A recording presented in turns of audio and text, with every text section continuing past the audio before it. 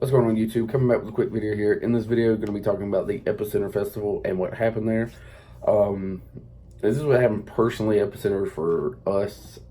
Some people have it a lot worse by me reading the comments now and other things of that nature. So day one, we showed up a little late thinking we want to see a band at 5. We'll get there around 2:30.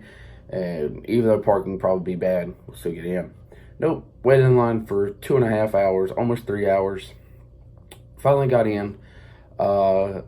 By the time we got to walk to where we were going, it was like 6:30, and got to see the end of Skillet, and that was about it. And then we got to see the other bands we wanted for the day, but we had missed Beartooth and some other ones. So Rob Zombie's playing. Some drunk people get up behind me. Have a beer dropped all over me and my feet. I just decide I just want to leave for the night, which just whatever. So we go decide to leave. We actually get out pretty quick. So day one, not bad leaving for us, but getting in was terrible. As I found out the next day, when there was a weather evacuation from some people, it took them over 3 hours to leave if they stayed and watched Korn, which was the last band of the night. It took them over 3 hours to get out and then come back the next morning. So with the next one, we got the weather advisory. We're told that we had to leave. So we kind of just stood still for about 10 minutes because so many people were leaving.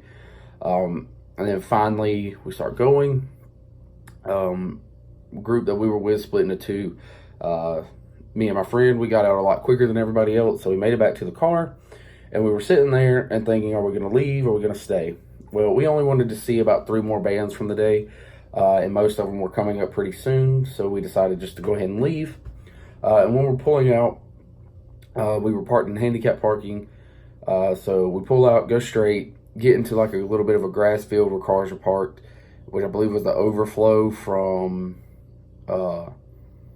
handicap, or it was just parking lot A that we got into. The day before, we actually had to go down a weird muddy hill, and I'm sure people got stuck on that leaving because of how much rain there was. So, but when we went through the handicap lot, we get to a line of cars. Well, the problem with it, the cars were going at first, then they stopped, so people were coming out around us and getting on the right-hand side, trying to cut us off to get out. But everybody was just sitting there, so it didn't work. Eventually, we found out that there was an ambulance coming through, and they were having to pull cars off to the side of the road due to the fact that there was just no way of getting through. So when that happened, we just sat there and sat there and sat there, and finally we figured it out. They got through, and the line started moving, and people on our left were letting us out, but the people on our right were not getting let out because they went and created another line, and the people that were behind us weren't going to let anyone else out that had went and created a second line trying to cut people off. So anyways, we get out, wasn't too bad, got to leave. We did hear the horror stories now that are coming up on Facebook and other places. They posted about 30 minutes after, we hear your complaints and we're trying to reopen the venue, so when the weather passes, we'll open back up. Well, about an hour and a half later, they said we're trying to work with the county to get it open. 15 minutes after that, they're like, the county will not let us reopen for today. We'll see you again tomorrow. This morning, they posted that the doors would not be opening at 8 a.m. to park, and then whatever. So they weren't going to open at 8 a.m. No big deal.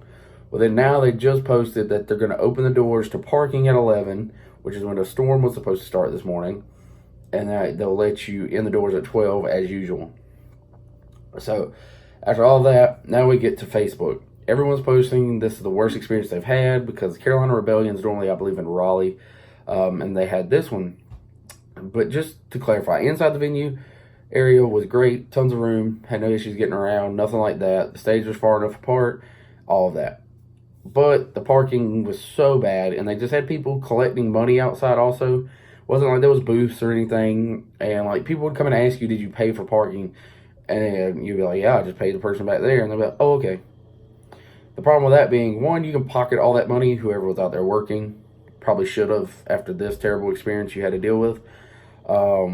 Bad directing traffic. Like when we decided to leave early, some guy directed us into an oncoming lane of traffic, about had us hit. Then when we go to get out of the lane that he was directing us down, he says, thanks for almost hitting me, to my mother who was driving. And she said, you directed us down a wrong lane of traffic. And she's like, are you serious? And so a lot of the employees that were out there, not being mean, a lot of them that were out there doing the parking and stuff were not nice at all. I get it's a stressful day. It's probably your first time doing this, or you don't do this very often as your work. But some people in the lot we were put into were trying to leave as we were coming in. The only exit was a little red gate that they could open up, and that led into 6 lanes of oncoming traffic that were heading up to the farther parking lot that was farther away. And they were like getting mad with people who were trying to just leave for the day, saying you can't leave, yada yada, there's no way out because of all this. So luckily we left late enough that the old dirt road that brought us in was the exit at that point. And now I'm finding out on here that a lot of people are mad because they told you when you left just to hurry up and leave, get to your car, and that they would reopen the doors later. So they said don't, and there were lockers there that you could use apps to get into and all of that. Some people were saying they told them that they shouldn't get their stuff out, they can come back in later and get it and all this. When they've never reopened the doors, people were stuck outside without keys. Some handicapped people mentioned that they left their wheelchairs and stuff there for the day, and used like portable ones to walk around or whatever. They didn't let them back in to get those. I have friends camping out there. They sent out a message at 11 o'clock at night telling them to get in their cars, don't stay in your tent. And then now we're hearing that people were stuck in the mud out in the lot that we had to park in day one and were afraid of happening. It's all around people just either getting stuck in traffic for 3 hours to get out. And eventually somebody went and took clippers, sheared things, I don't know what you want to call them, and cut through the gate so they could have multiple lines of getting out. And then they also had signs saying up that after 3 o'clock your car would be towed. I'm like, how are you going to tow cars that are sitting here because your line is so bad? And I don't see anybody getting any refunds out of this. If you bought the protection on your tickets, I guess you could claim you could get it that way. But on their thing, it does say rain or shine. There was never any thunderstorm or nothing. We seen like 2 flashes of lightning while we were leaving, but after that, everyone said it was just hard rain. So don't put rain or shine on your memo, and then when it happens, you're like, oh, can't play, can't do this. Yeah, it was just a mess. So just saying that and I just read a comment that someone lost their kid, and they are camping out in a tent now. And there's no idea. I don't know. Inside the festival was fine, but again, parking and stuff was so bad.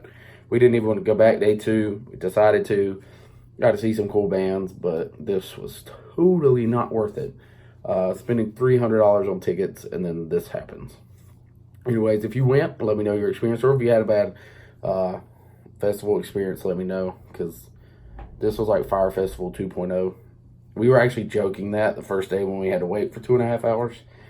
But anyways, let me know what you think. That was my experience there, so probably not going to go back if they ever have it again. The bands were cool to see again, but not going back. Anyways, thanks for watching. Peace out.